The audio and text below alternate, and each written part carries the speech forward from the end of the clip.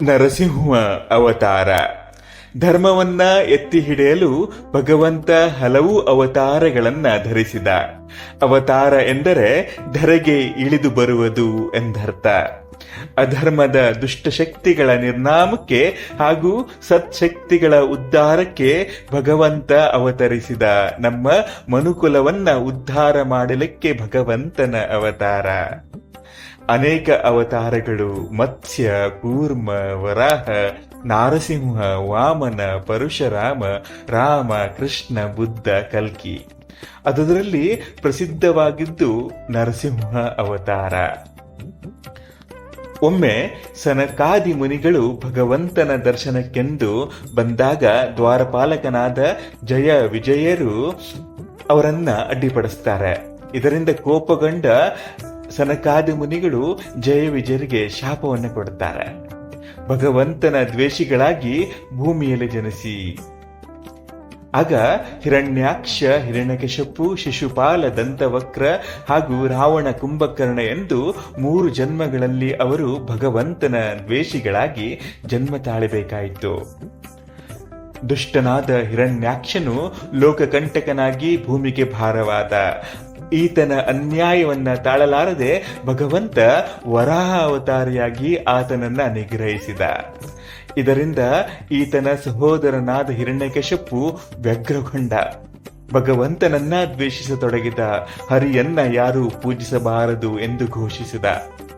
ಒಂದು ಸಲ ಹಿರಣ್ಯಕಶಿಪು ಕಯಾದುವಿನಲ್ಲಿ ಸಂತತಿಯನ್ನ ಪಡೆಯುವ ಸಂದರ್ಭ ಬಂತು.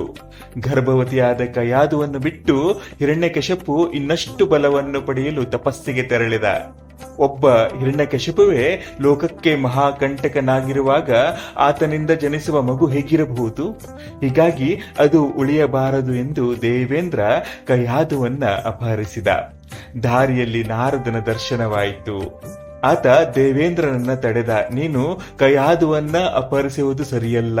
ಅವಳ ಹೊಟ್ಟೆಯಲ್ಲಿ ಹುಟ್ಟುವ ಮಗು ಹರಿದ್ವೇಷಿಯಲ್ಲ, ಅದು ಹರಿಭಕ್ತನಾದ ಮಗು.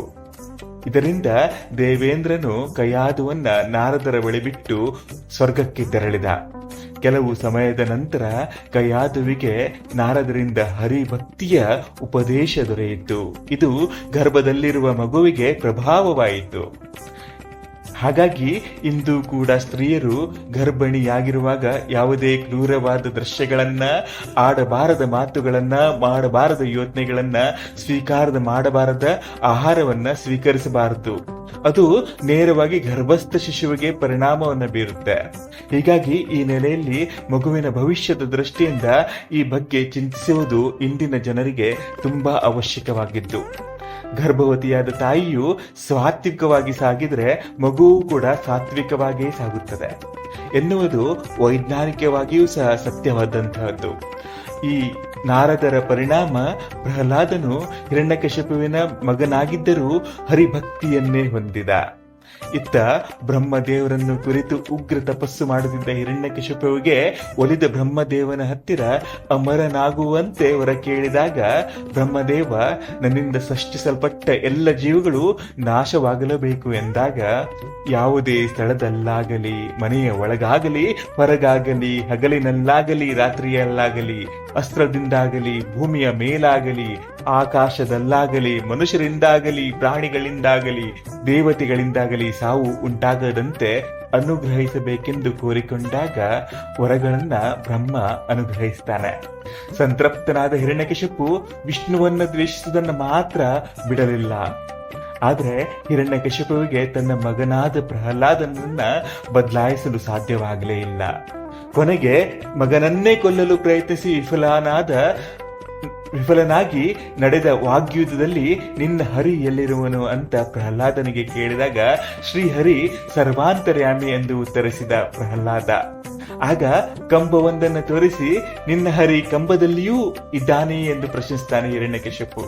ಪ್ರಹ್ಲಾದ ಹೌದು ಅಂತಾನೆ. ಆಗ ಹಿರಣ್ಯಕಶಿಪು ಕಂಬಕ್ಕೆ ಗದೆಯಿಂದ ಹೊಡೆಯಲು ಅರೆ ಮಾನವ ಅರೆ ಸಿಂಹದ ರೂಪದಲ್ಲಿ ನರಸಿಂಹನ ಅವತಾರವಾಗ್ತದೆ. ಆಗ ಸಂಧ್ಯಾಕಾಲವಾಗಿತ್ತು. ಒಡನೆ ನರಸಿಂಹ ಆ ಸಂಧ್ಯಾಕಾಲದಲ್ಲಿ ಹಿರಣ್ಯಕಶಿಪುವನ್ನ ಸಂಹಾರ ಮಾಡ್ತಾನೆ. ಆದ್ರೆ ನರಸಿಂಹನ ಕೋಪ ಶಮನವಾಗ್ಲೇ ಇಲ್ಲ. ಕೋಪಗೊಂಡ ಭಗವಂತನನ್ನ ಶಾಂತಗೊಳಿಸುವುದಕ್ಕೆ ಬ್ರಹ್ಮ ದೇವತೆಗಳು ಮಹಾಲಕ್ಷ್ಮಿಗೂ ಕಷ್ಟವಾಗಿ ಬ್ರಹ್ಮದೇವ ಪ್ರಹ್ಲಾದನಿಗೆ ನರಸಿಂಹನ ಕೋಪವನ್ನ ಶಮನ ಮಾಡುವಂತೆ ಕೇಳಿಕೊಳ್ತಾನೆ. ಆಗ ಪ್ರಹ್ಲಾದ ಭಗವಾನ್ ನರಸಿಂಹನ ಮುಂದೆ ಅಂಜಲಿಬದ್ಧವಾಗಿ ನಿಂತು ದೀರ್ಘವಾಗಿ ಸ್ತುತಿಸಲು ಶಾಂತನಾದ ಭಗವಂತ ಪ್ರಹ್ಲಾದನಿಗೆ ಆಶೀರ್ವದಿಸ್ತಾನೆ. ಇದು ನರಸಿಂಹ ಅವತಾರದ ಕುರಿತು ಒಂದು ಚಿಕ್ಕ ವಿಶ್ಲೇಷಣೆ. ಧನ್ಯವಾದಗಳೊಂದಿಗೆ ನಾನು ನಿಮ್ಮ ಪ್ರೀತಿಯ ಕಿರಣ್ ಮಂಜುನಾಥ್ ಪಾಲನ್ಕರ್.